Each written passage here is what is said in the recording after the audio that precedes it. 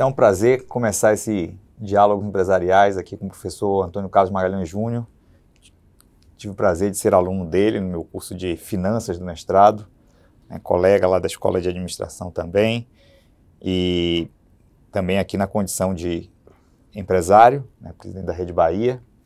Então, a gente vai conversar um pouquinho sobre a vida dele, falar um pouquinho sobre atividade empresarial, falar um pouquinho sobre laços familiares, falar um pouquinho sobre visão de mundo. Então, é essa conversa que a gente vai ter hoje e vai compartilhar aqui com o nosso ouvinte. Prazer é meu estar com você aqui. Você foi meu aluno e colega da Escola de Administração da UFBA.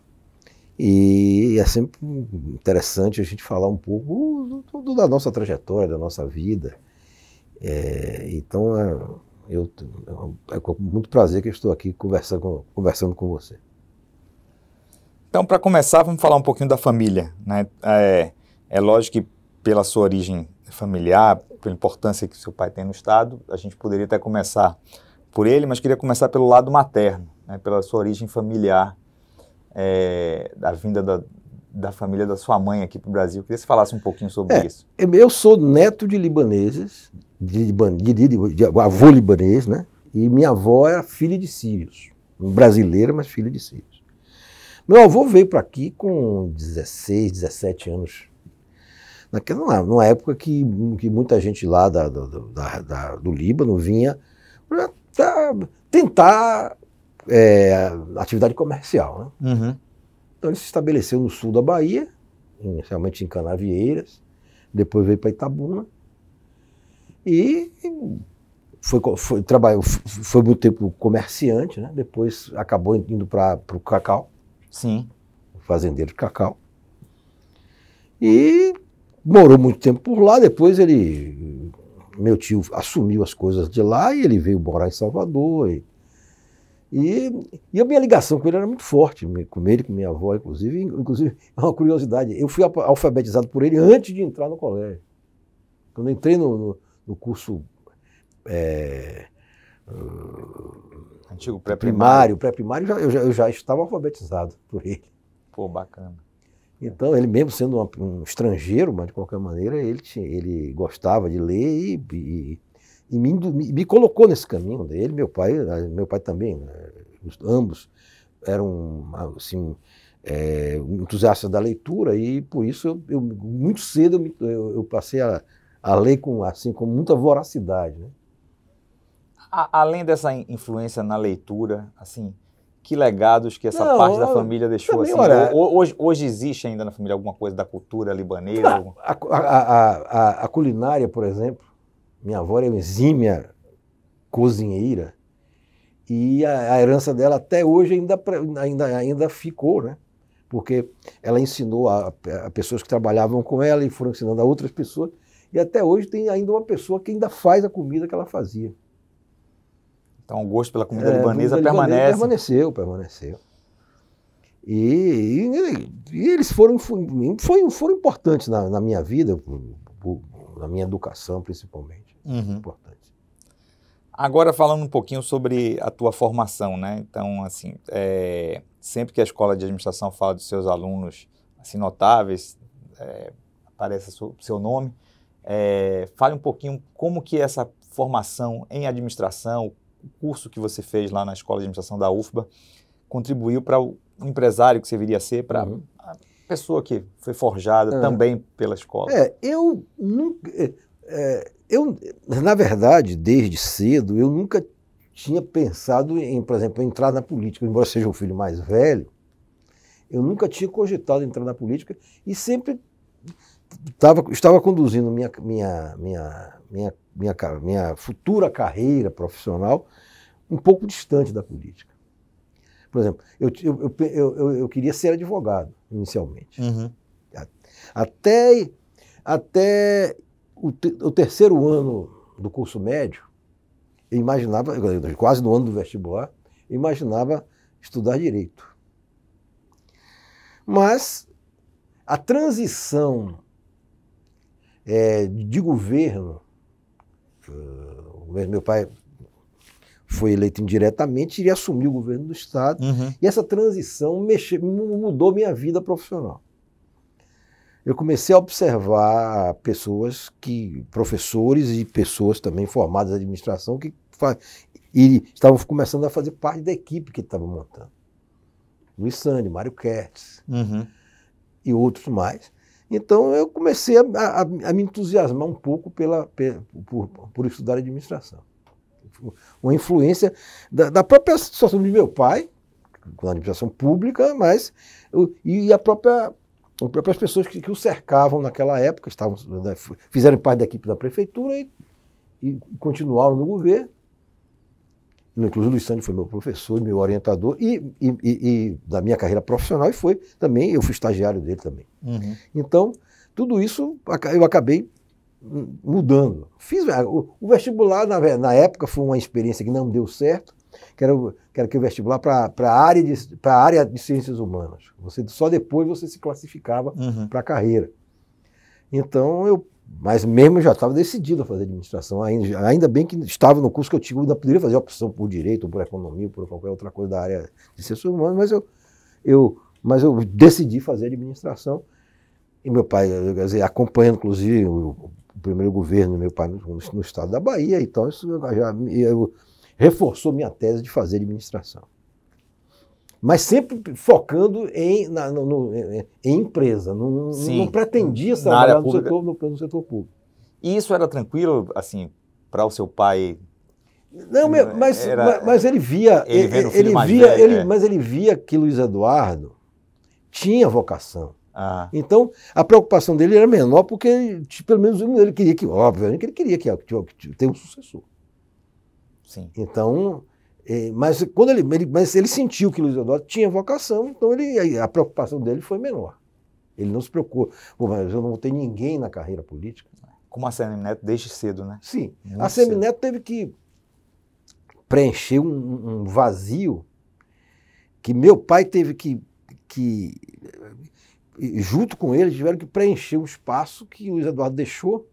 Quer dizer, Neto teve que correr e ele voltar um pouco para fechar esse espaço que o Luiz Eduardo deixou. Né?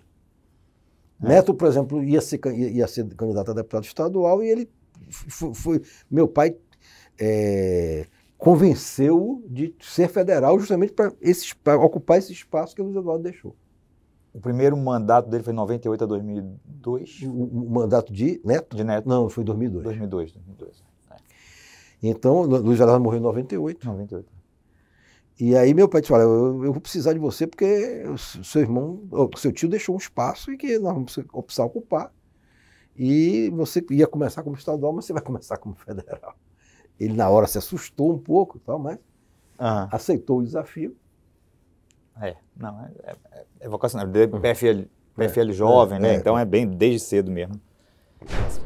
E em relação ainda, voltando um pouquinho à escola de administração, assim, a sua presença lá, né? Assim, os colegas sempre comentam assim, como que o seu compromisso, a sua obstinação, a sua dedicação, né? Isso como marca tua como professor. E aí, transpondo isso aqui um pouco para o empresário, né? Em que medida que essa forma de encarar, né, os compromissos, de encarar as coisas que você se propõe a realizar, elas são determinantes e influenciam a sua atividade empresarial. A escola de administração me ensinou não só, digamos, os conteúdos que me ajudaram muito a atividade empresarial, como também a própria vivência com pessoas, quer dizer, com professores, com colegas, com empresários depois. Então, isso tudo, a formação foi plena, né? Não foi só o conteúdo das disciplinas, mas todo o ambiente universitário, e a condição que esses ensinamentos me davam para conversar com as pessoas. Então, eu comecei, enquanto aluno, eu fui estagiário de Luiz Sande, na época da Secretaria da Fazenda, mas principalmente ele queria monitorar o sistema financeiro estadual, e aí criou um órgão para isso, e eu fui estagiário desse órgão, estava sempre próximo dele, então ele sempre me orientou em tudo, além de ter sido meu professor na escola. E isso me deu uma condição digamos, de logo cedo, de ter informações, de ter uma rede de relacionamentos interessante. E eu depois fui trabalhar na iniciativa privada, conforme eu queria mesmo. Sim, sim. Eu fui trabalhar no Banco Econômico. Passei lá praticamente 15 anos. Uhum. Até que meu pai chegou à conclusão de que eu já tinha um amadurecimento profissional interessante que poderia vir tomar conta das empresas da família. Na época você não tinha um grupo ainda empresarial, você tinha empresas isoladas, você tinha uma construtora, você tinha um jornal que foi o primeiro órgão de comunicação do grupo, mas que meu pai tinha uma verdadeira obsessão de ter um jornal, porque meu pai foi jornalista, né? Não sabia. Meu pai, enquanto estudante de medicina, ele foi jornalista dos Diários Associados, do Estado da Bahia, do Jornal do Estado da Bahia. E, com isso, ele tinha verdadeira obsessão por ter um jornal. Uhum. Teve uma tentativa mal sucedida de comprar o Jornal da Bahia, e depois acabou, como a construtora começou a gerar bons resultados, ele resolveu utilizar esses resultados para montar o Correio. Mas o Correio é tal negócio. Meu pai, obviamente que ele não podia deixar de dar o toque dele no jornal. Então, aí isso acabou fazendo que o jornal fosse um jornal um pouco mais destinado à política, né? Ficou um órgão muito visado como um órgão político. Diferente da TV Bahia, que quando nós passamos a ser Globo, ficamos 2 anos como Manchete, depois passamos a ser Globo, a partir no caso da TV Bahia foi um pouco diferente. Ele não intervinha diretamente, ele não procurava influenciar na linha editorial. Sim. Ele respeitava um pouco, bastante, ser uma emissora Globo, ser uma emissora que tem uma característica diferente, que não poderia se envolver com política da forma que ele fazia no jornal. Então ele inclusive me disse, olha, tome conta na TV você faz o que você achar melhor. Não vou me meter. E como é que foi essa transição para a TV, né? Você sair do Banco Econômico e ir para uma TV que, assim, com demandas tão... Não, bom, na verdade, eu vinha discutindo com meu pai já há algum tempo. Ele achava que era importante que eu viesse, mas sabe, esperar um momento melhor e tal. Quando ela passou a ser Globo, passou a ter uma dimensão maior, né? Então, um ano e meio depois que ela passou a ser Globo, ele achou que já era o momento de eu vir. Aí eu pedi demissão do banco. Uhum. E vim para o grupo. E aí depois nós consolidamos o grupo. Aí passou a ser efetivamente um grupo. Tinha construtora, tinha um jornal, mas passou a ser grupo empresarial. E sim, e de qualquer maneira, na TV Bahia você tinha profissionais de excelente nível. Uhum. Não era uma empresa, era uma empresa de controle familiar, mas a gestão não era. Eu implantei uma gestão profissional. Quando eu cheguei, já tinha um desenho profissional, mas eu aprimorei essa condição profissional, blindando a empresa, quer dizer, ou seja, já imaginando que no futuro que já chegou, que os acionistas fossem os acionistas da empresa viessem a olhar o lado estratégico e não o lado operacional. Uhum. Hoje eu sou presidente do conselho, não sou mais presidente executivo. Então isso com o tempo a gente foi amadurecendo. A família de Luiz Eduardo, depois nós tivemos embates muito pesados com a família de César Mata Pica, da minha irmã. Né? Uhum. Nós tivemos problemas sérios que precisou da intervenção da Globo para que a gente solucionasse o problema com a venda da participação deles. Então, mas, de qualquer maneira, nós fizemos já aproveitando essa situação, fizemos uma blindagem onde hoje os acionistas estão no conselho e com uma participação estratégica, mas não operacional. Agora, além dessas dificuldades assim, mais específicas, né, o negócio em si é um negócio que vem se tornando mais complexo. Sim, o negócio comunicação, de uma forma geral, com o avanço tecnológico, há uma mudança estratégica muito forte no negócio. Ou seja, televisão, você tinha dois negócios, conteúdo e distribuição. A distribuição ela começou a se pulverizar. Ou seja, a distribuição vai ter que você não tem mais o monopólio da distribuição do sinal. Você tem que, esse sinal ele acaba sendo distribuído de várias formas. Exato. Ou seja, o conteúdo é que é o seu negócio passou a ser efetivamente o conteúdo. Mas de qualquer maneira, você não perdeu toda a questão da distribuição. Mas, a cada dia, a distribuição vai ser mais pulverizada. Agora, essa mudança de modelo de negócio ela ainda não está consolidada. Porque o conteúdo ainda é uma coisa difícil de ser valorado dentro da cadeia toda. Uhum. Você ainda, sua receita maior ainda vem da distribuição.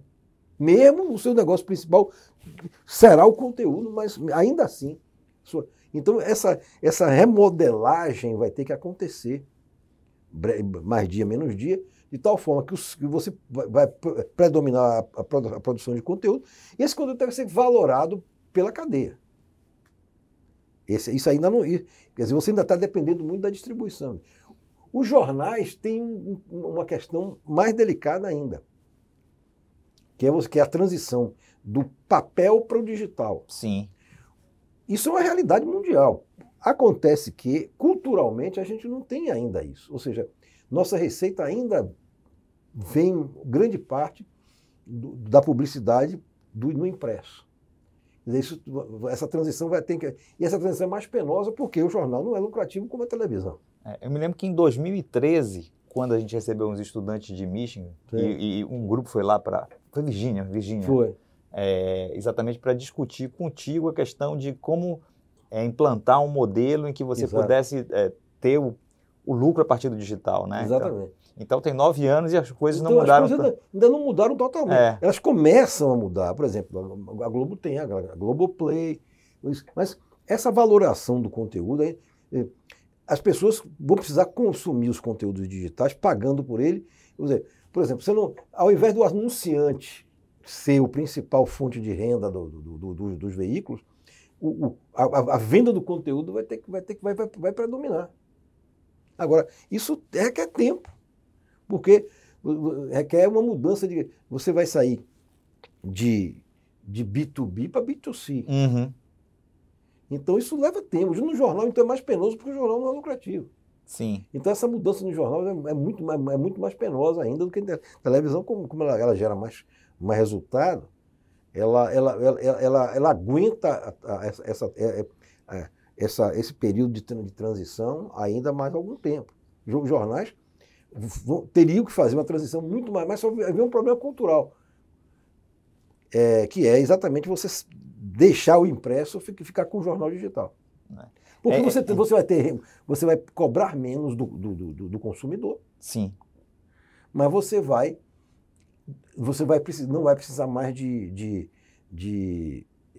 rodar o jornal e distribuir, que é um custo absurdo. Eu imagino que sim. Então, você vai ter uma receita menor, mas vai ter um custo muito menor também. Mas isso, até você chegar... Mas isso aí vai... No Brasil, a cultura ainda não é de... Nos Estados Unidos, o digital está caminhando rapidamente. Mas aqui, ainda culturalmente, a gente ainda tem muito no jornal. Monetizar o digital é complicado. Ainda é complicado. Tanto para televisão quanto para jornal. Eu sou um apegado a certas coisas assim. Então, por exemplo, eu sou assinante do Correio, mas para mim também, se ele não chegar antes do café da manhã, acabou, porque é a hora que eu pego para ler enquanto eu estou tomando café da manhã.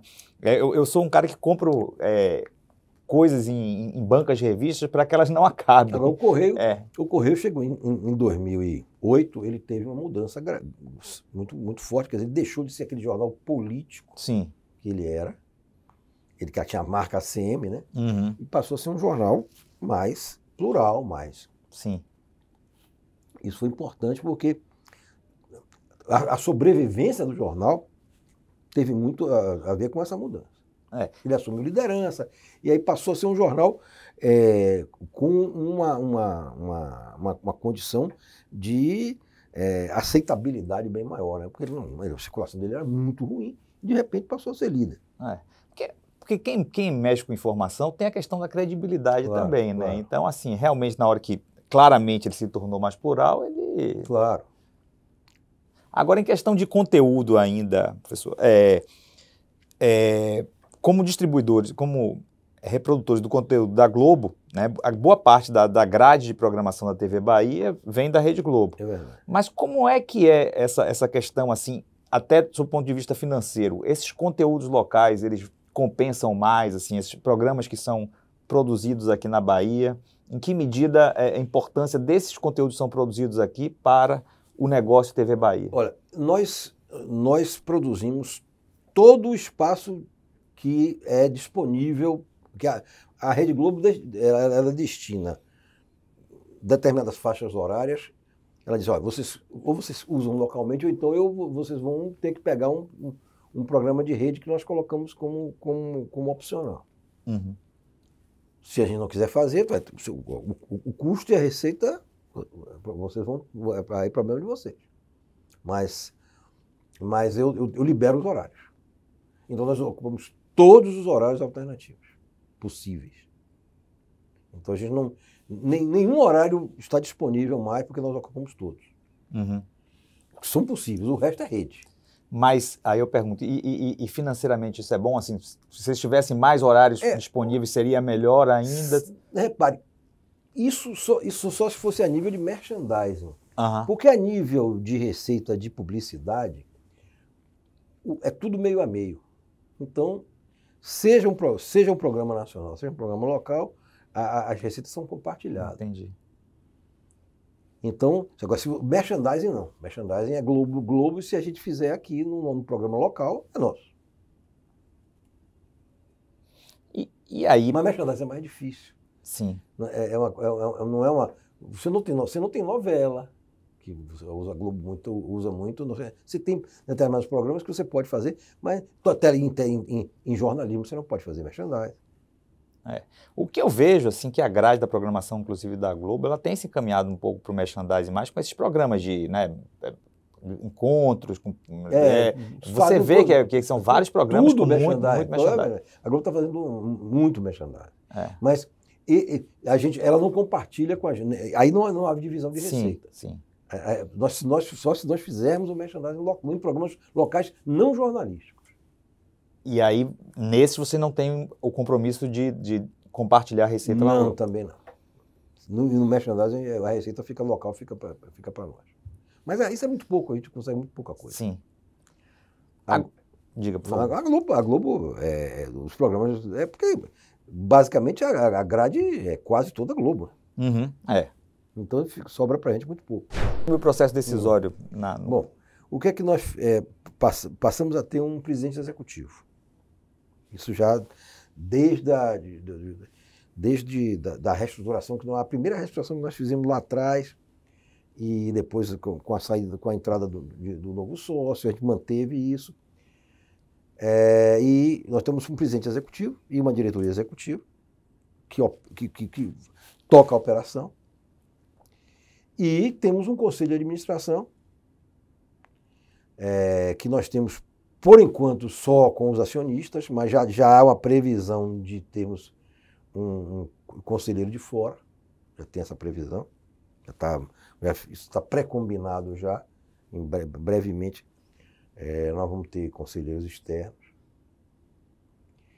E então Ou seja, nós temos determinadas decisões que são tomadas em conselho, discutido com o presidente executivo, que participa das reuniões do conselho. Mas o dia a dia, a operação mesmo é tocada livremente pelo presidente, pela diretoria. Perfeito. Inclusive jornalismo. E agora tentando fazer uma ponte um pouco. Tem um conselho editorial que cuida exatamente das linhas mestras, mas não da pauta. A pauta é do próprio jornalismo. Ou seja, não há interferência do acionista na pauta. Sim. A interferência, quer dizer, ou seja, nós traçamos linhas de conduta, forma de conduta, mas não interferência direta na linha editorial. Uma curiosidade, até quando saem aqueles editoriais mais específicos dentro do jornal, quem é o responsável pela produção daqueles editoriais? Linda Bezerra, que é a editora-chefe. Sim. E muitas vezes com o apoio de Jairo. Sim. Normalmente a gente discute, nós temos também um conselho editorial do jornal. Normalmente a gente discute isso. Ela propõe alguns temas, a gente discute e escolhe sempre um toda semana. Uhum. É interessante, assim, porque fica muito visível, né, na linha editorial assim, do grupo essa liberdade que existe hoje em dia. Assim. Você realmente é bem diverso esse editorial. Você não consegue vincular muito politicamente. Não há necessidade. Há necessidade. Se for preciso um pronunciamento, ou seja, se Neto precisar eventualmente, ele pode ser entrevistado para falar. Sim. Agora, isso não quer dizer que ele vai usar o jornal para fazer a política, para fazer o dia a dia da política. Se ele precisar de dar uma informação, então vai ter espaço. Mas os editoriais nossos, que são as sextas-feiras, a gente discute, quer dizer, ela apresenta 3 ou 4 ideias e a gente discute e vê melhor. Qual o melhor tema? Dessa vez foi dentro dessa história da democracia. Sim, claro, o assunto da semana. Amanhã, quer dizer, nós não assinamos, quer dizer, ou seja, os jornais, televisão, nós não assinamos o tal manifesto, mas nós vamos sair com um amanhã. Da ANJ, ABERT e ANER. Jornal, rádio, televisão e revista. Amanhã vai ser publicado no Correio o nosso manifesto. Nós resolvemos propor ao setor, quer dizer, a ANJ resolveu propor ao setor fazer um exclusivo do setor. Eu acho que realmente foi o fato mais impactante desses últimos 10, 15 dias, né? Esse movimento. Então, nós já sabíamos, quer dizer, quando nós decidimos fazer esse editorial, a gente já sabia, porque teve reunião na quarta-feira da NJ, a gente resolveu fazer lá, e aí já tinha dito, olha, aí decidimos fazer o editorial em cima disso, porque, além de ser a notícia da semana, era a questão da semana, nós iríamos, na terça-feira, sair com o nosso, né? Agora, fazendo uma ponte, né, do professor e do empresário, né? Assim, como empresário, vocês são contratantes também de mão de obra. E certamente Sim. Vocês recebem mão de obra que estão saindo, as pessoas que estão saindo da universidade, tudo. Você diria, a gente estava discutindo ainda há pouco essa questão da formação, né? Quais são as principais lacunas e dificuldades? Assim, o que vocês perseguem eventualmente num profissional que vai trabalhar para vocês e que vocês têm muita dificuldade de encontrar no mercado? Bom, normalmente o que a gente sente mais, principalmente no jornalismo, é exatamente um certo desnível. Você às vezes encontra pessoas que têm desembaraço e tal, mas aí às vezes tem um problema de a fluência até da pessoa e às vezes fala errado, Você às vezes encontra, principalmente no jornalismo, a gente tem uma certa dificuldade, a gente tem que treinar a pessoa, às vezes tem que treinar. Quando a gente vê potencial, a gente mesmo assim, a gente admite e treina. Uhum. Porque às vezes às vezes você acaba se transformando num bom profissional. Mesmo com as deficiências que às vezes tem. E quais seriam essas características basilares que você diz, não, tá bom, esse aqui precisa ser lapidado, mas ele tem Não, aí o básico, porque tem situações que você não tem como lapidar. Ou seja, o que torna uma pessoa, digamos, com as características que permitiriam ser lapidadas? Por exemplo, você tem pessoas que têm assim, tem faro para ir atrás da notícia, tem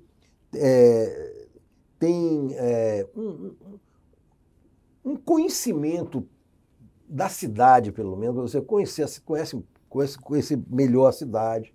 Quer dizer, ou seja, e a gente tem buscado muito a questão de diversidade, de ter pessoas negras, pessoas homossexuais.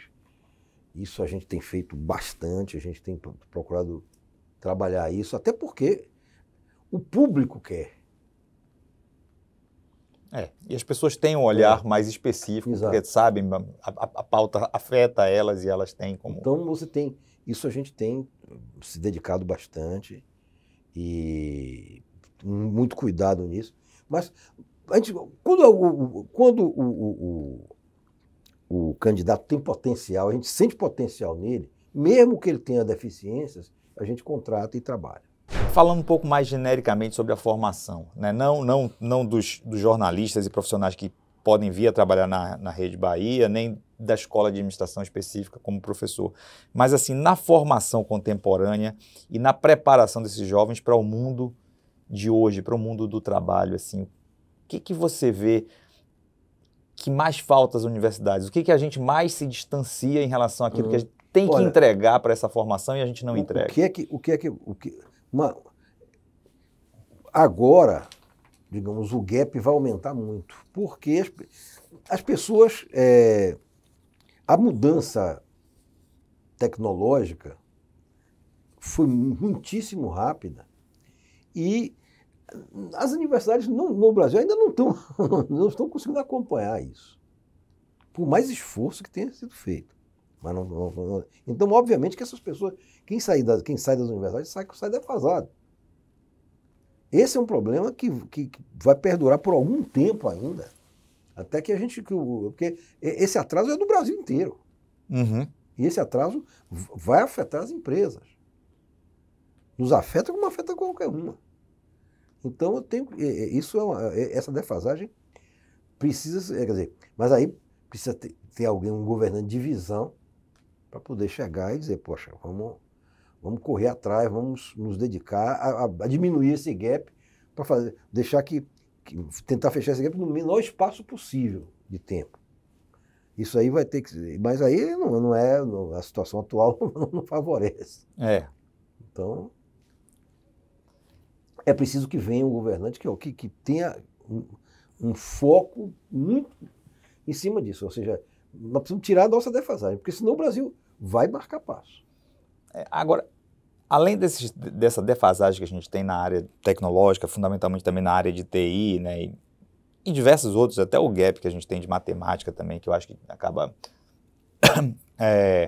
comprometendo muito, eu vejo também uma certa postura no aluno, porque quando você procura fazer uma atividade que eventualmente tire ele daquele processo que ele se queixa muito, mas vir para a aula e ficar, né, uma pessoa falando, ou só o PowerPoint, e você demanda mais dele, você tem uma dificuldade de ver ele responder a uma outra demanda, né? Assim, essa questão que a gente fala da metodologia ativa, de você ter um processo, de você... Assim, eu acho que durante o processo de formação, o aluno tem que interagir mais com o mundo real, né? Com certeza, com certeza. Na minha época, a gente tinha muito mais interação com o mundo real da época do que eles têm hoje. A gente vivia mais, inclusive com todas as restrições da época do governo militar. Mas a gente conhecia mais a realidade do que eles conhecem hoje. Mas ainda falando sobre esse momento e sobre o futuro, acho que tem algumas questões que estão colocadas aí que vão ser muito impactantes na nossa realidade de uma forma geral. E uma vez que a gente está conversando com uma pessoa que tem uma visão de mundo, uma visão, né, de sociedade, eu queria te ouvir em relação a como é que você acha que essas questões, por exemplo, de mudança climática, de inteligência artificial, né, algumas questões super relevantes que vão ser assim, determinantes da agenda nesses próximos anos, como é que elas vão afetar a nossa vida em sociedade e as nossas atividades empresariais? Em que medida as atividades empresariais, de alguma forma, elas vão ter que se moldar a essas novas questões que estão aparecendo? Não, nós vamos ser obrigados, nós vamos ser empurrados para isso. Não tem jeito. Questões climáticas, meio ambiente, o meio ambiente e o ambiente de negócios como um todo. Falando ambiente até no sentido mais amplo. As questões sociais, essa defasagem tecnológica, tudo isso nós vamos ser empurrados para... Porque, inclusive, a nível internacional, esse movimento já está muito ampliado. Isso vai refletir, inclusive, em investimentos no país. Agora você tem, quer dizer, nós vamos ser cobrados, quer dizer, não só para o investimento estrangeiro, para o financiamento do investimento no Brasil, nós vamos ser cobrados com essas agendas que estão florescendo aí no mundo todo, e nós vamos ser empurrados. A nossa defasagem vai ter que ser desfeita em menos tempo, porque é uma coisa que veio para ficar. Não tem, não podemos esperar muito, não. Nós vamos ter que correr atrás se nós quisermos competir. Eu me lembro que na década de 90, nosso colega Alban até escreveu um livro, Crescimento Sem Emprego, onde ele falava exatamente da automação industrial. E aí, no final dos anos 90, não, mas aí tem o serviço. A gente agora está numa automação de serviços numa velocidade absurda, né? Os empregos desaparecendo. Então, é preocupante, eu acho, para o nosso país esse nível de... Muito preocupante. Agora, o que é que acontece? Você vai, quer dizer, você você não pode nem... você não tem nem condição de qualificar pessoas que estão até, digamos, menos qualificadas para poder... Porque você vai ter menos espaço para empregar essas pessoas. Não é só qualificá-las, você vai ter menos condição de empregar, porque você tem robotização, automação em alta escala.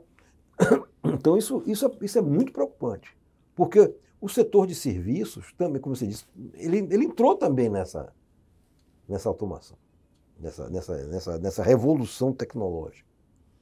Ele era o válvula de escape. Sim. Há 10 anos atrás, mas hoje não é mais. Porque a produtividade está exigindo mais automação, ou seja, aí você tem menos emprego, é muito preocupante.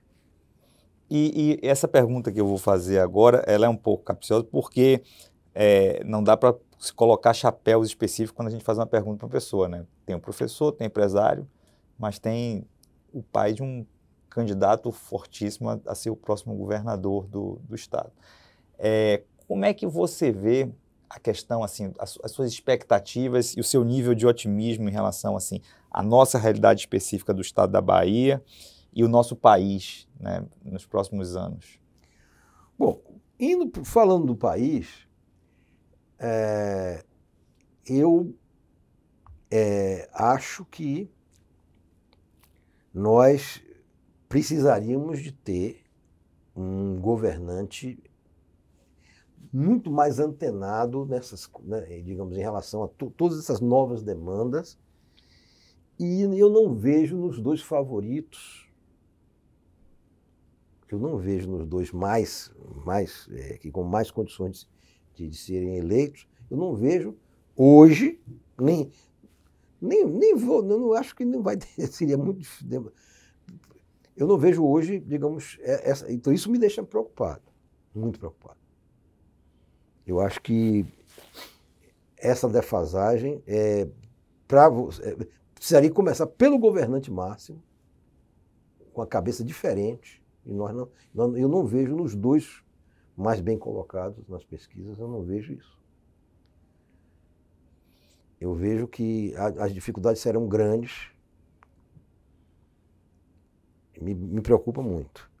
No caso do Estado, o Estado também precisa ser sacudido, porque a Bahia perdeu protagonismo em relação, até no próprio Nordeste, Pernambuco, Ceará.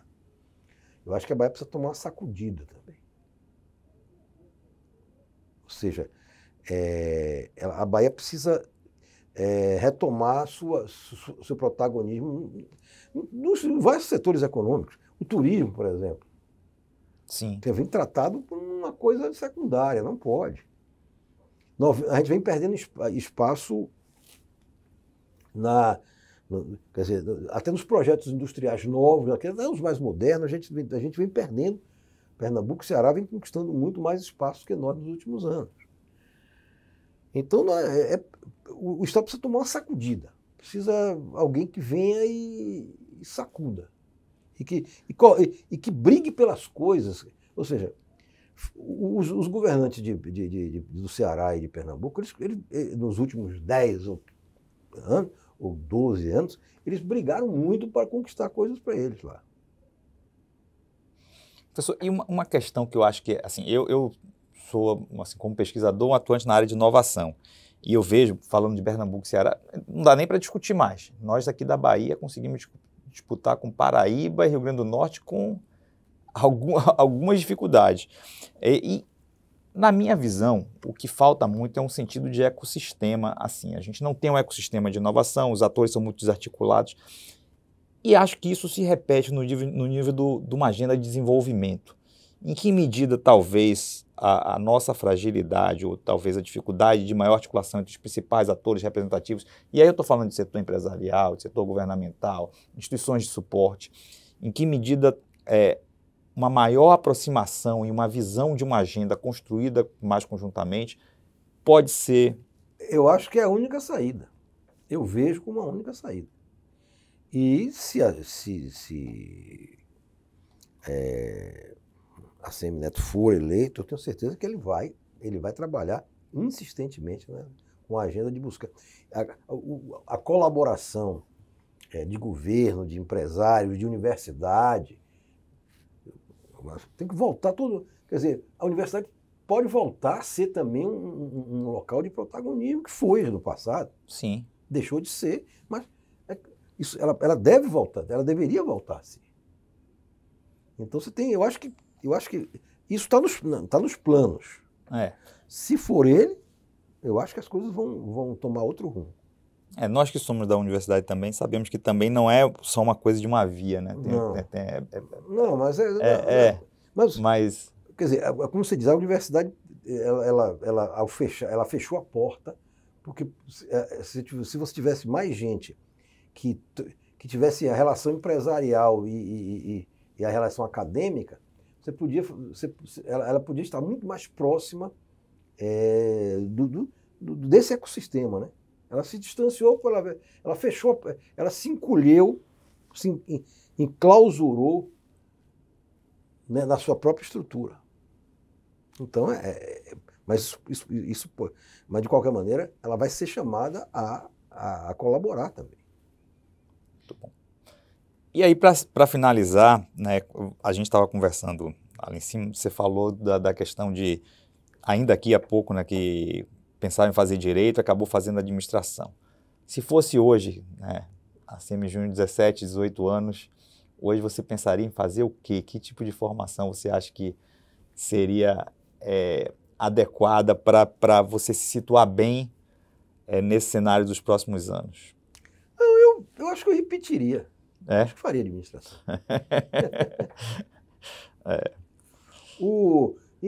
Agora, só para a questão foi uma informação que é uma informação nossa, mas que vale a pena, da Rede Bahia, mas vale a pena colocar.